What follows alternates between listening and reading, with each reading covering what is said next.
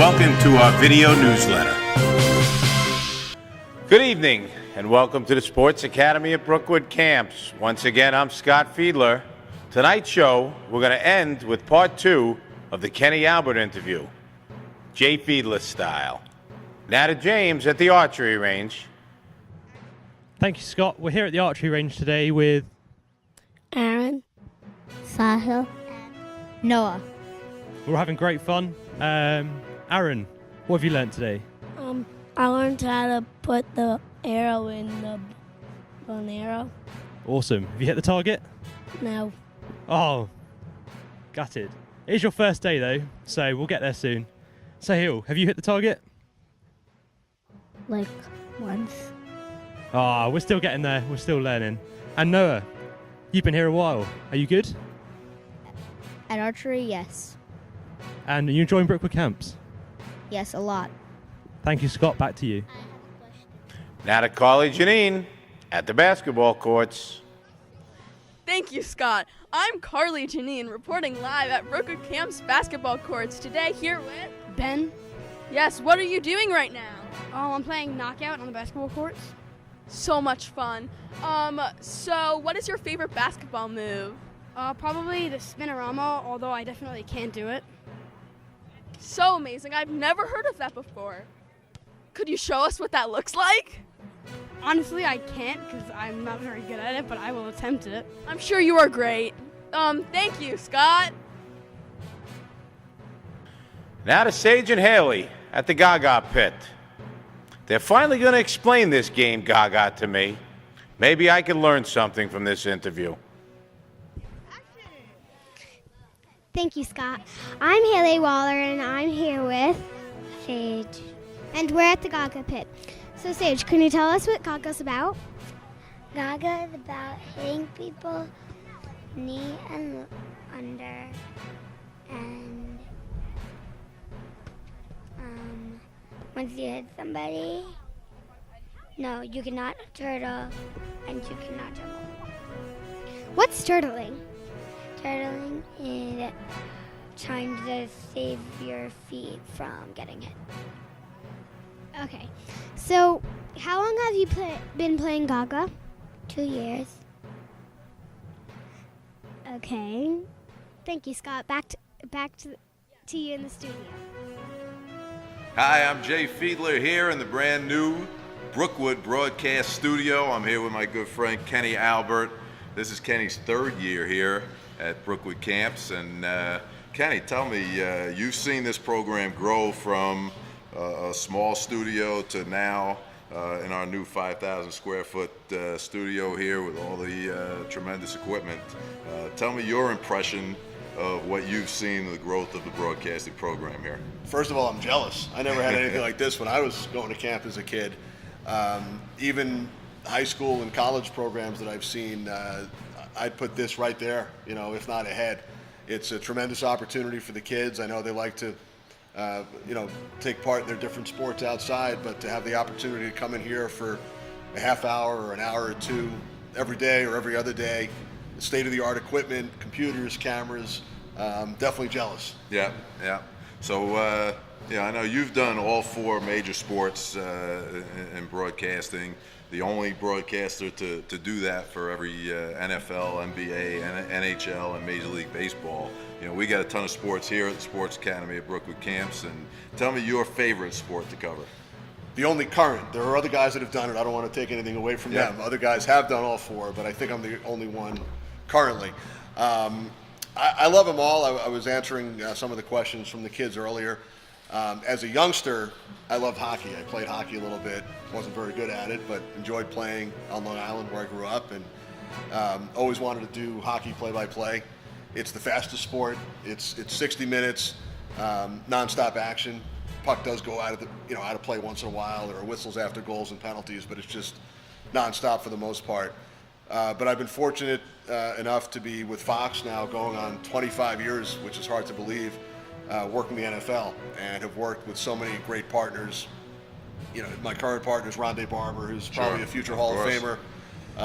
He probably gave each Yeah, other fits. Rondé gave me Probably a few gave each other fits down a couple in of Tampa, times. Exactly. Worked with Daryl Moose Johnston for 10 years, Tony Siragusa, Brian Baldinger, Anthony Munoz, the Hall of Famer, Tim Green, Ron Pitts, all great guys to work with.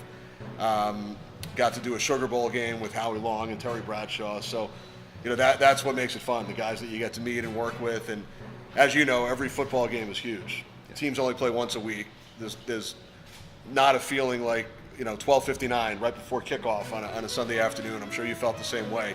So we felt it about 11:59, Yeah, exactly. an hour before, and the build up to the game. maybe a couple of days before, Yeah, depending on who exactly, you had to go up exactly. against that week. But and I enjoyed the preparation, as I'm sure you did as well when you were playing. Preparation for a broadcaster is a little bit different, but it's sort of an all-week process. You guys as players are watching film all week Sure. and sitting in meetings. We were doing some of the same. We were watching some game film. We were watching videotapes of games and not going through playbooks, but going through media guides and statistics and bios of the players. Sure. Back when I played, it was VHS tapes. Exactly. Right? And back when I started, it was the same thing. And then it went to DVD. And it's incredible now. The players on most teams have iPads. Yes. And they get the game film sent to them on their iPads, and they can watch it anywhere. You guys had to sit there in a room with the projector. Yeah, it makes it a lot easier. It's a lot to easier prepare. now. But love doing football. There's only 16 games, so every game's big, and enjoy working the other sports as well. Yeah. But hockey, as a kid, that was the goal, and love football. I've gotten to work 5 playoff games through the years and some bowl games, so Tremendous. a lot of those are the ones that stand out. Yeah, well, we talked about the preparation that it takes for a broadcaster or a player to get ready for a game. Tell me a little bit about the preparation for a young broadcaster, some of our campers here, and what it takes for them to prepare to become a broadcaster, a sportscaster, or someone in the sports industry as they get older. I think the preparation is key. That's what I learned at a young age, and also getting reps, getting practice, whether it's right here. Some of these kids are 10, 11 years old, and others in their age group who go to other camps or don't have the opportunity to go to camp might not be able to sit here with a microphone clipped on until they're in college, Sure. until they're 18. So just the opportunity to do this and ask questions and do interviews and get the reps and do play-by-play at some of the games here. I would just encourage to get as much practice as possible. When they get into the high school years, a lot of the high schools have broadcasting programs.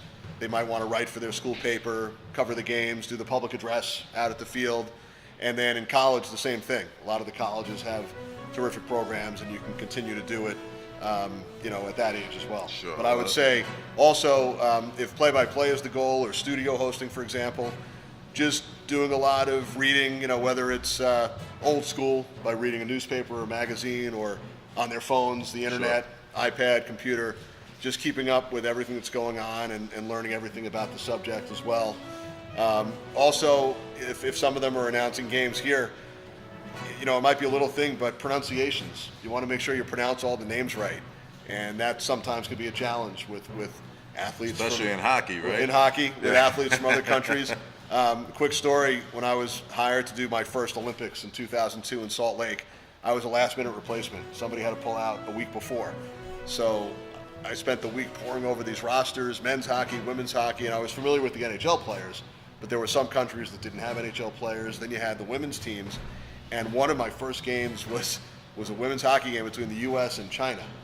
So I was handed a roster of Team China, and a lot of the names were tough. We finally got a phonetic pronunciation guide about 5 minutes before the game. Somebody came up and handed it to us.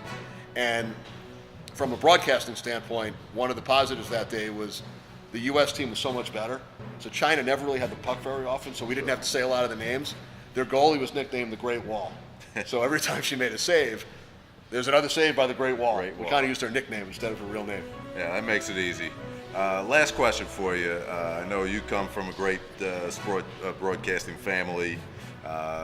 Myself, I grew up around a great coach and camp owner, and learned a ton from my father, Ken Fiedler, and continue to learn from my brother Scott in the camp industry.